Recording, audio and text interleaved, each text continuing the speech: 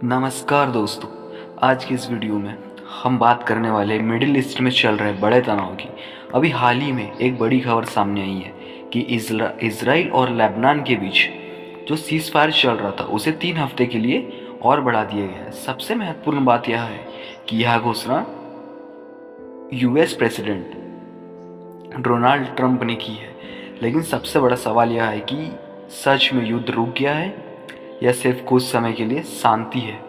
आज की इस वीडियो में मैं आपको पूरी सच्चाई आसान भाषा में समझाऊंगा, तो देखते रहिए इस वीडियो को। सबसे पहले समझते हैं सीज फायर क्या होता है। सीज फायर का मतलब होता है दो देशों या दो पक्षों के बीच लड़ाई को कुछ समय के लिए रोकना। इसका मतलब यह नहीं होता कि युद्ध खत्म हो गया है, बस दोनों देशों के बीच कुछ समय के लिए गोलीबारी रोक देते हैं ताकि बातचीत हो सके। अभी जो 3 हफ्ते का सीज फायर बढ़ाया गया है वह परमानेंट पीस नहीं है बल्कि टेम्परेरी शांति है। अब समझते हैं हम कि असली कारण क्या है। असल में इजराइल और लेबनान सीधे सीधे एक दूसरे से नहीं लड़ रहे हैं। लेबनान में एक ताकतवर संगठन जिसका नाम है हिजबुल्लाह। यह संगठन कई सालों से इजराइल के खिलाफ सक्रिय है और इसे ईरान का समर्थन मिलता है। जब हिजबुल्लाह ने इजराइल पर रॉकेट दागे तो इजराइल ने जवाब में लेबनान के अंदर स्ट्राइक शुरू कर दी और बॉर्डर एरिया में टेंशन बहुत ज़्यादा बढ़ गया है।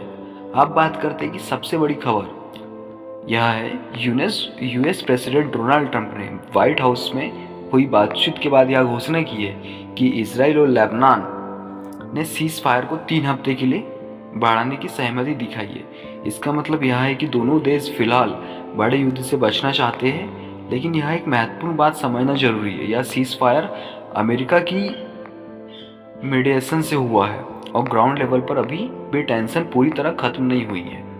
अब सबसे इम्पोर्टेंट सवाल यह आता है, क्या यह कॉन्फ्लिक्ट ईरान से जुड़ा हुआ है? तो हाँ, हिजबुल्लाह को ईरान का सपोर्ट है और ईरान और इजराइल के बीच पहले ही टेंशन चल रही है। इसलिए जब इजराइल और हिजबुल्लाह के बीच कॉन्फ्लिक्ट बढ़ा तो पूरी दुनिया को डर लगा कि यह युद्ध बड़ा बन सकता है। अगर ईरान सीधे इस युद्ध में शामिल हो जाता तो सिचुएशन और भी ज़्यादा डेंजरस हो सकती थी। इसी कारण सीज फायर बहुत ज़रूरी था। अब समझते हैं सीज फायर बढ़ाने का असली मतलब क्या है। इसका मतलब है दोनों देश अभी फुल स्केल वार नहीं चाहते, सिविलियन की जान बचाना चाहते और फ्यूचर पीस टॉक से समय लाना चाहते हैं। लेकिन अभी भी खतरा पूरी तरह खत्म नहीं हुआ है क्योंकि हिजबुल्लाह सीज फायर का डायरेक्ट हिस्सा नहीं है और बॉर्डर पर टेंशन अभी भी है। क्या फिर से युद्ध हो सकता है? तो आंसर है हाँ। अगर रॉकेट फिर से दागे जाते हैं या अटैक फिर से होता है तो सीज फायर खत्म भी हो सकता है और सिचुएशन फिर से डेंजर बन सकती है। अगर यह युद्ध बढ़ता है तो इसका असर पूरी दुनिया में पड़ेगा। ऑयल प्राइसेस बढ़ सकते हैं, ग्लोबल इकोनॉमी प्रभावित हो सकती है और कई देशों की सिक्योरिटी सिचुएशन भी बदल सकती है। इसी कारण पूरी दुनिया इस सिचुएशन पर नज़र रखी है। तो दोस्तों, अभी के लिए अच्छी खबर यह है कि यूएस प्रेसिडेंट डोनाल्ड ट्रंप के अनुसार इजराइल और लेबनान ने 3 हफ्तों के लिए सीज फायर बढ़ाने की सहमति दिखाई है, लेकिन खतरा अभी पूरी तरह से ख़त्म नहीं हुआ है। अब देखना यह है कि आने वाले दिनों में पीस टॉक सफल होती है या फिर टेंशन फिर से बढ़ती है। आपको क्या लगता है, क्या यह सीज फायर परमानेंट पीस में बदल सकती है?